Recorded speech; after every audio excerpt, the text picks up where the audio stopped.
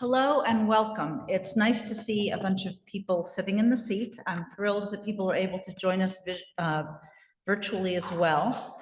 And I'm just going to start by saying a little bit about the exhibit that inspires what we're trying to do with the symposium. And I'm going to shamelessly reuse some of my words from the front panel and the exhibit catalog.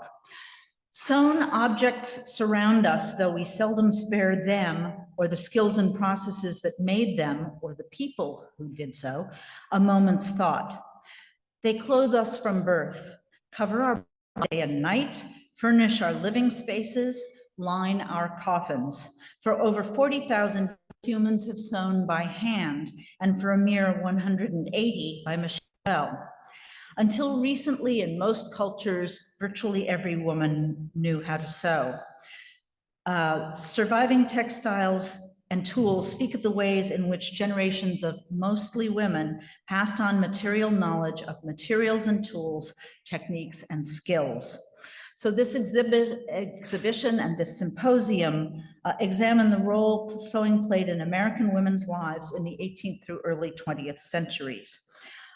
It was not only a major part of women's responsibilities, but a major source of possible source of income, as many women were, and men were seamstresses, milliners, etc. Many other sewing professions involved sewing, as you'll see in the exhibit.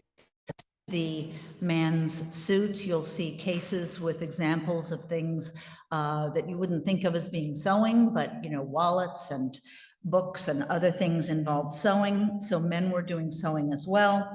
And in this exhibit, I wanted to consider clothing, quilts, home textiles that look boring, but we have lots of boxes of them in all the historical societies.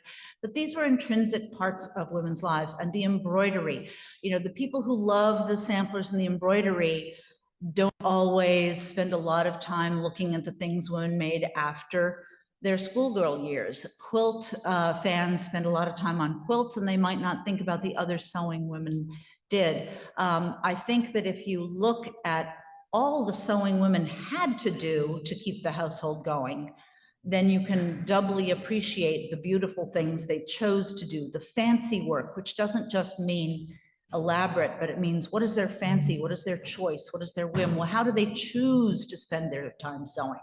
So think about that as you go through the exhibit. And I think we've lined up a really terrific lineup of a variety of speakers to address the major themes of the exhibit, which are the making, the process of making, and the business of making through sewing and the needle, expressing identity, and expressing emotion, expressing yourself and your creativity and your skill, and expressing your support or your opinions, and the theme of memory, which we'll get to tomorrow.